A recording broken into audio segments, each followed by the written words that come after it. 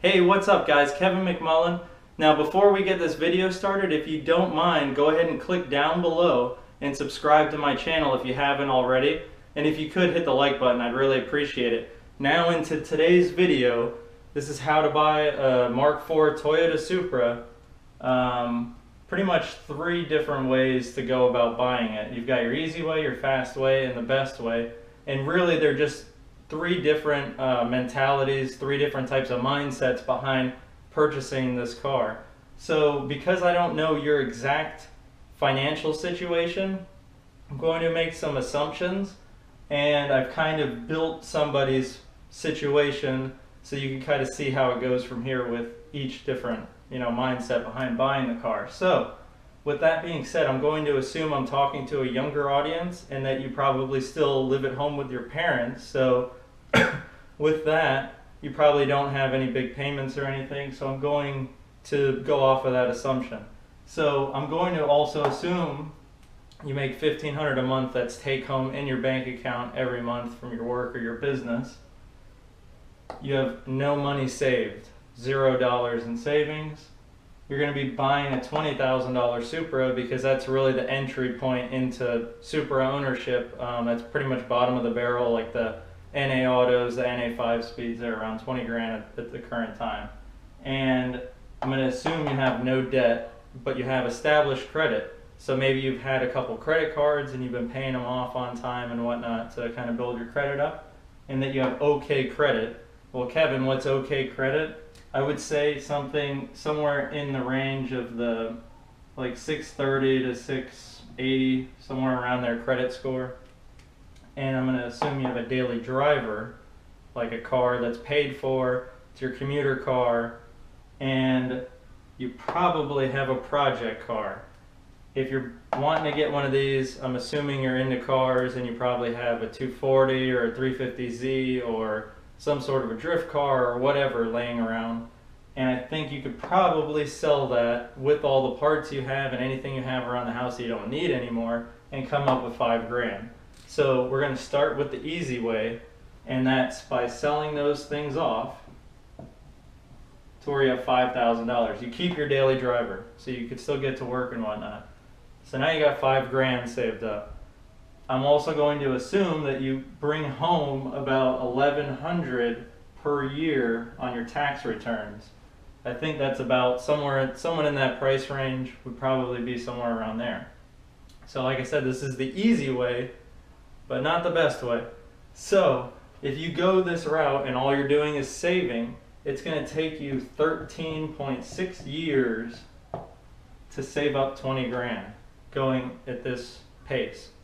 So, I mean, if you've seen Supra prices recently in the last few years, this car will probably be 30 grand in 13 and a half years, which means in 13 and a half years you don't get the car, because you'll have to save again for another 5 years, and by then it'll be higher. You kind of get where I'm going with this. That's why this isn't the best way, but it is a way. So we're going to put 13.6 years up there for the time frame on the easy route. Now let's get into the fast route, which is a little more interesting. So with the fast route, you're going to be starting off with your $5,000, but instead of saving your way to the car, you're going to call up a company. Well, it's a bank. You're going to call up a bank called PenFed Credit Union. You're going to give them a call, and because you have this work history and decent credit, you're going to be able to get approved for a car loan, more than likely. And because it's an older car, the terms are going to be a little bit different, but this is a great place to go with. I've used them before in the past, and they're awesome. You literally get approved in like 45 minutes. It's great. And they can next day you out a check for a small fee. So you're going to get a $20,000 loan, or you could go $15,000 and put the $5,000 in. But if you have some money laying around, it'll be nice for insurance and this and that. So I'm going to assume you do the full amount. Once again, we're talking about these 3 different mindsets, right? So we've got $20,000 loan and a check. It's going to be for 5 years, the loan term.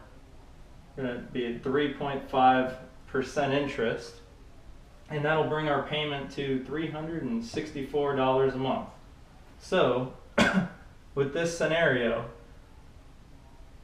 in relatively short time, however long it takes you to sell all that stuff, and then 1 day for this, and however long it takes you to find that, you could have a Supra for only $364 a month. So let's say it takes you 1 to 7 days, which isn't bad. I mean, how many of you would like to have a Mk4 Toyota Supra in a week? I mean, you know, who wouldn't, right? So this is the fast way, obviously. 13.5 years compared to a week. So let's move on to the best way, which is my favorite way. But I need to warn you, I hope I don't lose any of you when I start talking about the best way. So try and pay attention. If you have to, rewind it and watch it again. Might confuse you in the beginning, but you'll see the picture at the end. So with the best way, you're gonna sell your project stuff and get your $5,000. Let's save it up, right? And you're gonna call a mortgage broker. And you're probably going, Kevin, why am I calling a mortgage broker? I don't need a mortgage broker to buy a Supra. You're right, but this is the best scenario, right? You know, obviously there's a lot of different ways to go about it, but these are 3 different ways. So you're calling a mortgage broker. You're gonna get approved for a $100,000 house. And I know what you're saying, Kevin, I don't want a $100,000 house. I live with my parents. What do I need a $100,000 house for?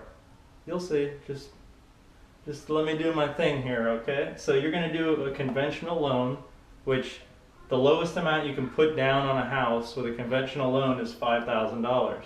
So that would put you at a $95,000 loan. We'll do 30-year fixed, meaning that the interest rate doesn't vary. It stays at that locked-in amount, and it's going to be 30 years long at 4%, which you could probably get in today's market with that credit score if you go to the right bank or the right mortgage broker. And your payment would be about $454 a month, plus about $150 for your taxes and insurance. So that'll bring it out to $604. You either pay this separately or you can get it built in with the payment. But either ways, you're out $604 now a month to own this house. But by the way, the house you buy, you're going to want to get a 3-bedroom. That's key to this. Don't get a 2-bedroom house. Get a 3-bedroom house, preferably with a garage for your soon-to-be Supra. 3-bedroom house. You're going to call up a few of your buddies or your coworkers, and you're going to see if any of them want to rent your 2 spare rooms for $500 a piece, which is $1,000 a month. Once you get those rented out, which it is possible, I've done it. My very first house I bought, I rented both the rooms out. So it can be done, and I rented them out for $500 a month. So you're now bringing in $1,000 a month. Your buddies are paying your mortgage. So you're back to this scenario. You're living for free again, but now you got your own place. That's pretty cool, right? So now you're gonna call up your buddies at PenFed, right? Give them a call, and you're gonna pretty much do what you were doing there. You're gonna go out and you're gonna say, hey guys, I need a $20,000 loan for this new Supra I want to buy. And more than likely they'll give you the loan. You need to get the mortgage first.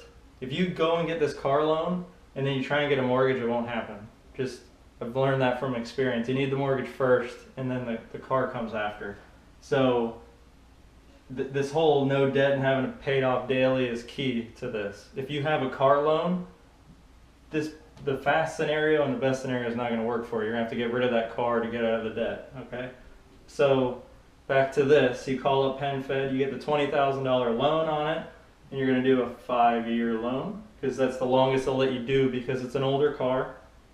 And you're going to be at 3.5% interest with a payment of $364 a month, which isn't bad considering you got this coming in, right? So $1,000 minus the 604 mortgage payment plus interest and taxes leaves you with 390, what is it, 96? I wrote it down. Yeah, 396. $396 a month. If you subtract these two numbers, it leaves you with $32 a month. And what this means is that your buddies are paying for your mortgage, your taxes and insurance, and now they're paying for your Toyota Supra. So now you have essentially gone from no money in this situation back to the same situation. Still got no money, still making the same amount of money, but the difference is you're now living on your own, you have your own house, and now you have a Mark IV Toyota Supra. And the cooler thing about this whole thing is, which I haven't talked about yet, and I'm going to get into it now, is appreciation. Because you bought a house, guess what? They appreciate over time. Not only that, if you could buy the house well, meaning you can buy it well below the market, retail market, instead of just paying full on retail. Let's say you bought the house for $100,000 and it's worth $120,000, right? So, you know, let's say it appreciated to $120,000, and you're going, Kevin, that's a really high appreciation number. Yes, it is, but in my area, appreciation, I think this last year was like 19.4% or something like that. So 10% it's possible, especially right now with real estate going up. So let's say that's what happens. So now your house is worth $120,000, you owe $95,000 on it, you got this debt, but who cares, because both of these debts are getting paid. Now here's the interesting thing that's really exciting to me, and I'm going to try and give myself a little bit of room here to write, is you stay in this house for 2 years. So in 2 years, you're able to sell this house without having to pay capital gains tax. Capital gains tax is the tax you pay on the money that's greater than the amount you paid for the house. Does that make sense? So it'd be on $20,000, right? You'd have to pay taxes on. But if you live in it, it's a primary residence for 2 years, you can avoid paying those taxes. So if you sell the house in 2 years, that means you get $20,000 plus your $5,000 plus whatever you paid down, but we're not going to talk about that because I don't want to get too crazy with numbers. So roughly on the day of closing, you'll get a check for $25,000 in 2 years, and you can go move back in with mom and dad for a little while till you find another house or whatever. And the cool thing about that is in 2 years you'll have paid down this 20 grand by roughly 8,000. Once again, that's not an exact calculation, but it's a rough proximity. So you'll only owe 12,000 on the Supra, right? At the time that you sell the house. So the only debt you'll have is 12 grand. But you'll have 25,000, which 2 years ago you had $0. And if you're going this route, in 2 years you'd only have like 8 grand if you're lucky, right? So you're way ahead in this boat. So now you could either pay that off and you'd be left with 13,000, right? After you pay this off. So now you got 13 grand. You have a Toyota Supra that's paid off. You're back to living with your parents temporarily, because now you can take that 13 grand and go buy a bigger house if you want with even more equity in it. Maybe you buy a $200,000 house with 40 grand in equity. Whatever, you know, ideas you have, you know, the sky is really the limit. So this is the best way to go, which once again, there's 1,000 different ways you could go about it, but these are just 3 specific kind of formulas. And with this best case scenario, you know, for you to buy the house, you know, find the house and buy it and everything, you know, you're looking 3 to 6 months, get the rooms rented out, and then go and do your fast way and get the car, right? So what you did is you bought an asset, which is the house. It's something that pays you money because you have the rooms rented out, right? You bought a liability, but your asset, the money coming in from your asset pays this liability, right? So it's pretty interesting. Now I'm going to go ahead and erase this and talk to you a little bit about the mindset behind what I'm talking about here. the easy way, the fast way, and the best way. And I hope not to offend anybody, okay? Once again, this is just mindset. It's the way you're thinking, and this is like kind of a financial thing. But the easy way, this is a poor mentality, right? Mentality. It's a poor financial mentality, okay? Don't get offended by the word, but people in this that think this way never usually get what they want unless something happens and they get a settlement or something and boom, they have money all of a sudden, right? So it's a poor way of thinking. The fast way is essentially the middle class, right? They go out, they spend all their monthly income on toys like cars, boats, big houses. They look rich, but they're really broke. They're not saving any money. They're just picking up liabilities, things that cost them money every month. So they look rich, but their bank account says that they're poor, right? And the best way is how the rich do it. It's the way the rich think. They prefer to delay the process a little bit to buy an asset that pays for the liability. Now, I'm not saying any of these ways are right or wrong, but I want you to kind of, if you're not aware of this, to kind of maybe help you out with maybe changing a little bit the way you're thinking. Because this person, they're not given anything. They're starting with $0 plus, selling off some things that maybe for some people might be hard to sell, but for others that have a bigger vision in mind and have bigger goals, they're willing to sacrifice these things to get ahead. And that's the thing, you got to sacrifice sometimes to get ahead, right? So either your time or money or selling some things. So if you think this way, it's going to take you forever to get anything you want. Okay, it doesn't matter how much money you have. I just showed you that, right? All of these three ways of thinking started off with the same amount of money, the same scenario. So if you can try and get out of thinking this way, try and avoid this trap, because this is a trap. You'll be stuck here, because more than likely you'll buy things that depreciate faster than you can pay off, essentially. If you can think this way, you'll be able to get pretty much everything materialistic wise that you want, like the house you want, the cars you want, the lifestyle you want. And so it's, once again, I don't want you guys to get mad about this. I'm just trying to help you guys out, because maybe you haven't thought of it this way, because I know I didn't. When I was in high school, I thought like this all day long. Up until probably 5 years ago or so, I started to think a little bit more like this, and every day I'm learning more and more. And I hope this was helpful for you, and I hope you guys liked and appreciated the video, and if you don't mind sharing it around, maybe to help out some of your friends that are trying to get a Supra or whatever other kind of car. I mean, this could be any kind of car, really, and the price could be different, all this stuff could be different, right? So it's just one type of personal scenario, three different mindsets.